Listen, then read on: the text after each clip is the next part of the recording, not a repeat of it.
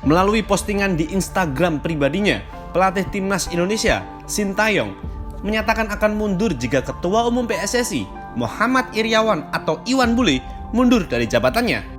Menurut STY, alasannya juga ikut mundur karena jika terdapat kesalahan dari rekan yang bekerja sama sebagai satu tim, maka dirinya pun juga memiliki kesalahan yang sama. Postingan itu pun turut dikomentari oleh para penggawa timnas yang selama ini dilatih STY. Salah satunya komentar dari Asnawi Mangkualam yang cukup menyita perhatian. "This is true. Pak Iwan Bule masih yang terbaik untuk PSSI." Begitu ujar Asnawi.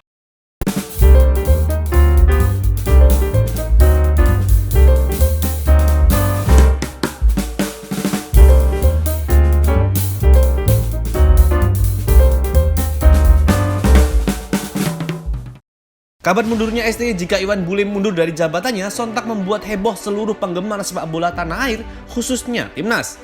Sebab selain jadi kaget, timing dari STY saat mengeluarkan statement tersebut dirasa kurang tepat. Tragedi Kanjuruhan belum lama berlalu. Bahkan, statement tersebut dikeluarkan ketika kuburan ratusan korban tragedi Kanjuruhan masih basah. Banyak korban yang tengah dirawat di rumah sakit hingga dampak gas air mata yang belum juga terpulihkan. Maka, statement tersebut membuat heran seluruh pengamat sepak bola negeri ini. Mengapa STY mengeluarkan pernyataan seperti itu? Jawabannya tentu masih simpang siur. Ada yang beranggapan bahwa kebanyakan orang salah tafsir dengan maksud STY. Menurutnya, STY sedang menerapkan budaya orang Korea Selatan. Ketika salah satu dari rekan kerjanya salah, maka semua salah.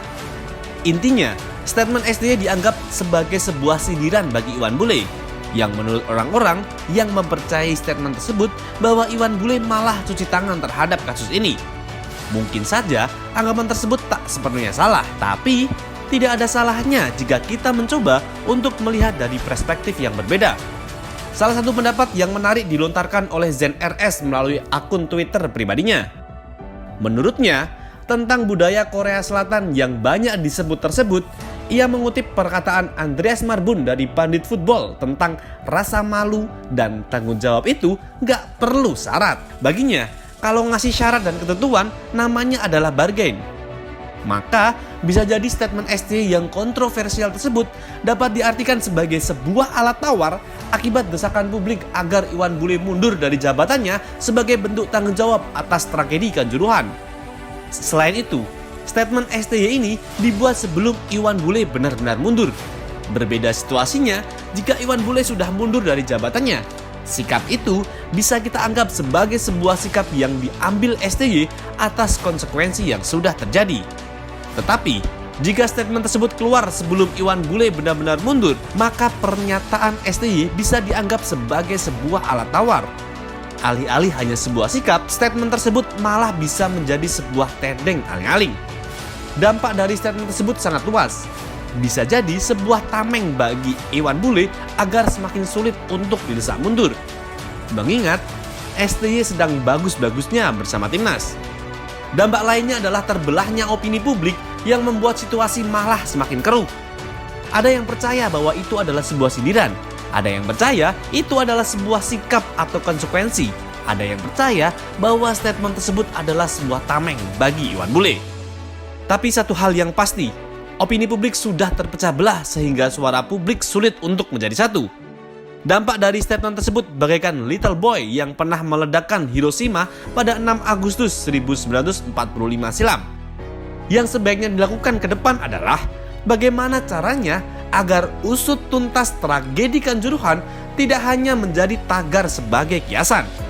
Tragedi Hillsborough yang menewaskan 96 pendukung Liverpool pada tahun 1989 saja memerlukan waktu bertahun-tahun untuk mengungkapnya. Maka, logikanya dengan tragedi Kanjuruhan yang terjadi di Indonesia dengan carut-marut kepengurusan sepak bolanya tentu memerlukan nafas yang lebih panjang untuk mengurainya. Jika tidak, hanya sebuah solusi instan yang akan kita temui. Maka kejadian tragis seperti ini bisa jadi terulang kembali kapanpun. Kembali menyoal statement STY, para pemain timnas yang dilatihnya pun juga turut mengomentari postingan Instagram pelatih asal Korea Selatan tersebut. Tak hanya Asnawi, mungkin hampir semua pemain dari Mark Klok hingga Egy Maulana Fikri juga turut berkomentar. Tapi, di antara semua komentar tersebut, hanya komentar Asnawi yang cukup menohok. Tak main-main, pemain klub Kalek 2, Ansan Greenes tersebut menyebut Iwan Bule masih yang terbaik untuk PSSI. Melihat komentar Asnawi tersebut, kami sepakat dengannya. Tanpa Iwan Bule, bagaimana PSSI bisa menjadi sepopuler ini? Peran Iwan di PSSI bagaikan Cristiano Ronaldo di Manchester United. Masih ingat bagaimana peran Ronaldo saat kembali ke MU hingga membuat followers media sosial klub yang berjuluk Setan Merah tersebut melonjak drastis? Peran Iwan Bule pun juga sama krusialnya seperti itu. Iwan membuat PSSI menjadi satu-satunya organisasi yang diketahui oleh seluruh kalangan masyarakat Indonesia. Popularitasnya tersebut bahkan bisa menyaingi nama Bapak Joko Widodo sebagai Presiden Republik Indonesia. Semua pernyataan Iwan selalu ditunggu-tunggu oleh para wartawan. Kata-kata yang ia lontarkan selalu menjadi headline di seluruh pemberitaan nasional hingga internasional. Kami cukup yakin bahwa dari anak-anak yang masih mengenyam pendidikan di bangku sekolah dasar, bokde-bokde yang berdagang sayuran di pasar, hingga simbah-simbah yang ada di desa, semua pasti mengetahui nama Iwan Bule. PSSI sebagai sebuah organisasi pesakitan sangat berutang budi atas jasa-jasa yang telah disumbangkan oleh Iwan Bule. Bayangkan saja, PSSI tanpa Iwan Bule, bagaimana jadinya? Terlebih karena tragedi Kanjuruhan ini, nama PSSI dan Iwan Bule semakin meluas dikenal publik. Khusus karena kasus ini, namanya jadi tercoreng. Selebihnya, Iwan Bule seperti yang dikatakan Asnawi, beliau adalah yang terbaik untuk PSSI. Sebetulnya, pernyataan STY tidak akan menjadi pokok persoalan jika ada pihak yang mau bertanggung jawab atas tragedi Kanjuruhan. Terlebih, bagi siapa saja pihak yang memiliki kekuasaan atas penyelenggaraan pertandingan sepak bola di Indonesia.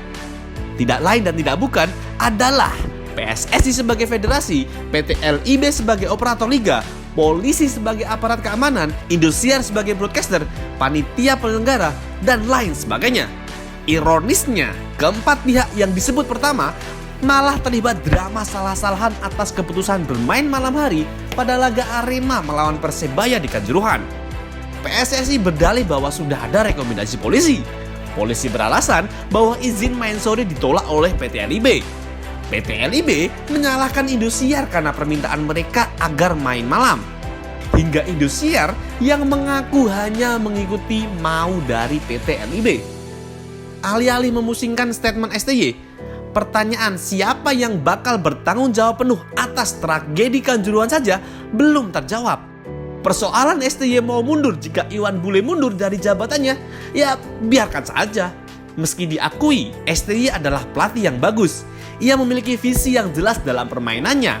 Pria asal Korea Selatan tersebut juga bisa mendidik para pemain muda dengan baik. But, apa bagusnya emas yang sudah ternodai tinta darah? Apa kita sebagai penggemar timnas sampai hati untuk merayakan hal tersebut?